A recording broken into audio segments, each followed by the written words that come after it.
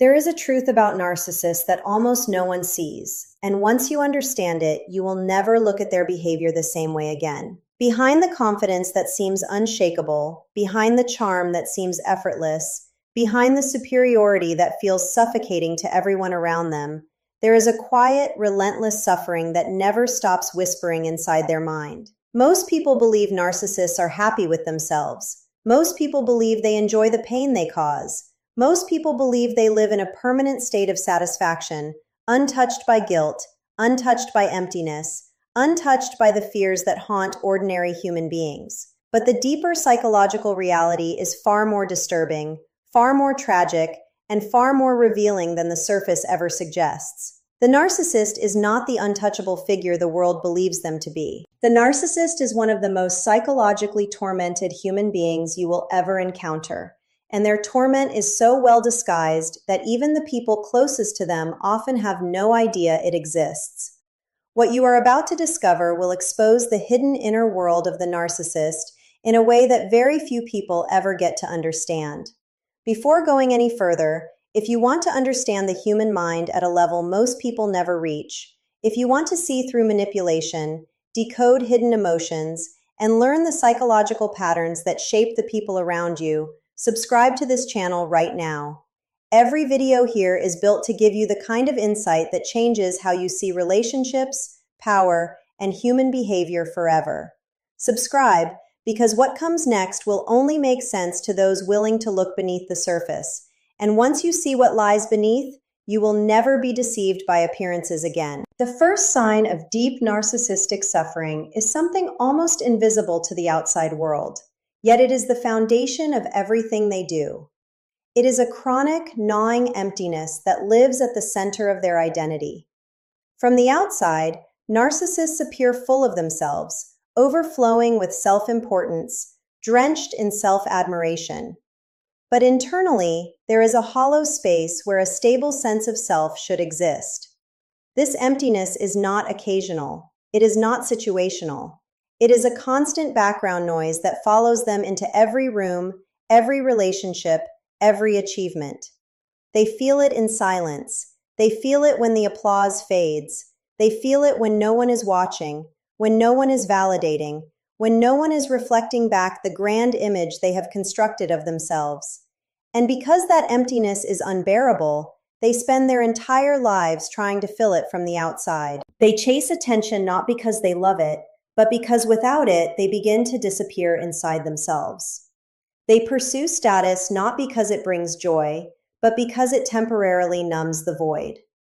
They demand admiration not because they believe they deserve it, but because the moment admiration stops, they are forced to face the terrifying nothingness underneath. This is why narcissists can never truly rest. Stillness is their enemy. Solitude is their punishment. Quiet moments expose what their grandiosity is designed to hide. You will often notice that they fill every silence with noise, every uncertainty with grand declarations, every empty hour with new conquests, new dramas, new audiences. They are not living, they are escaping. And the thing they are escaping from is the unbearable experience of simply being alone with themselves, unmasked and undefined. The second sign reveals itself in something most people misinterpret entirely. It is their chronic dissatisfaction with everything they have, everything they achieve, and everyone they encounter. To the outside world, this looks like ambition. It looks like high standards. It looks like a person who simply refuses to settle. But underneath, it is a far more painful experience. The narcissist is psychologically incapable of feeling sustained fulfillment. The moment they obtain something they wanted, its value collapses in their hands. The relationship that once felt thrilling becomes boring. The achievement that once felt monumental becomes meaningless. The person they once idealized becomes ordinary, flawed, disappointing. This is not because the world keeps failing them. It is because their internal architecture is built in a way that cannot hold satisfaction. Fulfillment requires the ability to feel safe, grounded, and connected to one's own emotional reality. And the narcissist has none of these capacities in a stable form. So they live in a permanent state of wanting more, needing more, demanding more, while never being able to actually enjoy what they already have. This is one of the cruelest forms of psychological suffering a human being can experience because it disguises itself as drive, when in reality it is a quiet, lifelong starvation that no amount of external success can ever feed. They look at their accomplishments and feel nothing. They look at their relationships and feel nothing.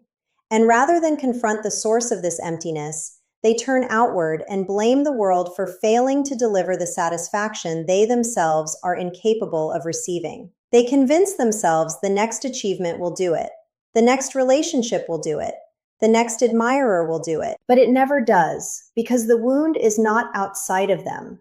The wound is inside, and no amount of external success can reach a place that refuses to be reached. The third sign cuts even deeper, and it is something they will go to extraordinary lengths to conceal. It is the constant, exhausting labor of maintaining the false self. Every narcissist constructs an image, a version of themselves that is more powerful, more attractive, more intelligent, more important, more special than they truly feel inside. This image is not a costume they put on in the morning. It is a full psychological structure they must defend every minute of every day. And the energy required to maintain it is staggering. Imagine living your entire life as a performance you can never break character from. Imagine knowing, somewhere underneath the awareness you refuse to confront, that if anyone ever sees the real you, the entire construction will collapse. This is the psychological weight the narcissist carries silently. They monitor how others perceive them. They calculate impressions. They rehearse reactions. They scan every interaction for threats to their image. They cannot afford to be truly known, because being truly known would mean being truly seen. And being truly seen would mean facing the parts of themselves they have spent a lifetime running from. This exhaustion shows up as irritability, as sudden rage, as cold withdrawal, as obsessive control. People around them often wonder why such powerful, accomplished individuals seem so fragile, so reactive, so easily wounded by the smallest criticism. The answer is simple. They are not defending their ego. They are defending the only structure that keeps them from psychologically falling apart. The narcissist is not arrogant because they feel superior. They are arrogant because they cannot survive feeling ordinary. Their grandiosity is not an overflow of self-love. It is a desperate, exhausting compensation for a self that never fully formed. And this is exactly why narcissistic injury is so devastating to them. When someone challenges their image, exposes their flaws, or refuses to give them the admiration they need, it does not feel like a minor offense. It feels like an attack on their very existence. Because for the narcissist, the false self is not a layer above the real self. The false self is the only self they know how to be. To threaten the image is to threaten the entire psychological foundation they have built their life upon. And this is why their reactions to even the smallest slights can be so disproportionate, so explosive, so cruel. They are not overreacting. They are fighting for survival in the only way they know how. If what you are hearing is beginning to make sense of patterns you have witnessed in someone close to you, then make sure you stay with this channel. Subscribe, turn on notifications, and become part of a community that is learning to see human behavior with depth, precision, and psychological honesty. The more you understand these patterns, the more impossible it becomes for anyone to manipulate, confuse, or destabilize you ever again. Knowledge of the mind is the most powerful form of protection a person can possess. The fourth sign of deep narcissistic suffering lives in something they rarely show but constantly feel. It is the terror of irrelevance. Beneath the arrogance, beneath the grandiosity, beneath the carefully curated superiority, there is a profound dread of being forgotten, overlooked, replaced, or rendered ordinary. For most people, the idea of being average is uncomfortable but tolerable. For the narcissist, it is annihilating. Because their identity is built on being special, being chosen, being above, being exceptional, the possibility of being unremarkable feels like psychological death. This is why they cannot stand losing the spotlight. This is why they sabotage people who outshine them. This is why they cannot celebrate the success of others without feeling diminished by it. This is why aging is particularly brutal for them, because aging strips away many of the external markers they once relied on to feel superior. Their beauty fades, their power shifts, their relevance gets challenged by younger, newer, more vibrant figures. And as these external sources of validation begin to dissolve, the suffering they have been outrunning their entire lives begins to catch up to them. Many narcissists become more controlling, more bitter, more paranoid, and more emotionally volatile as they age, precisely because the protective armor of admiration becomes harder and harder to maintain. The world stops responding to them the way it once did, and they have no internal foundation to fall back on. They watch younger generations rise, and they feel not pride, but envy. They watch their influence shrink, and they feel not acceptance, but panic. And underneath it all is the same unspoken terror, the terror that if they are not extraordinary, they are nothing at all. The fifth sign is the most profound and the most tragic because it touches the deepest wound at the core of every narcissistic personality. It is the inability to experience genuine emotional intimacy.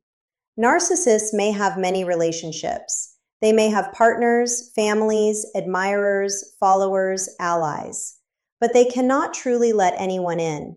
They cannot allow themselves to be vulnerable in the way real connection requires. They cannot trust. They cannot soften. They cannot expose the wounded child beneath the grandiose adult.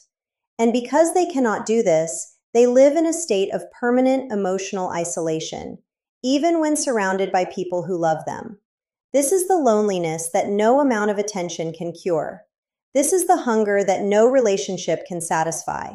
They reach for connection through control, through seduction, through manipulation, through dependency, but never through authentic emotional exchange. And so every relationship eventually leaves them feeling more empty than it found them, because what they actually need is something their psychological structure will not allow them to receive.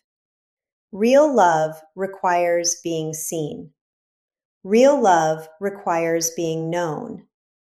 Real love requires the willingness to let another human being witness your weakness, your fear, your need.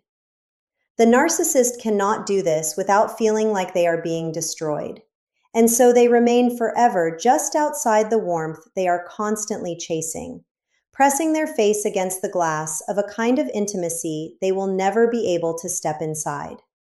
They mistake admiration for love. They mistake control for closeness. They mistake possession for partnership. And every time the illusion collapses, they blame the other person, never realizing that the same pattern will repeat with every partner, every friend, every child, because the source of the disconnection is the locked door inside their own psyche that they refuse to open. This is the suffering that hides beneath the arrogance. This is the pain that lives underneath the superiority. Understanding this does not excuse what they do. It does not erase the harm they cause. But it does something equally important. It frees you from the illusion that they are powerful. It dismantles the myth that they are winning at life. It reveals that the people who seem most untouchable are often the ones most quietly tormented by themselves. And once you see this, the spell breaks. The fear they once inspired in you begins to fade. The control they once exerted over your emotions begins to loosen because you finally see them for what they truly are, which is not a god,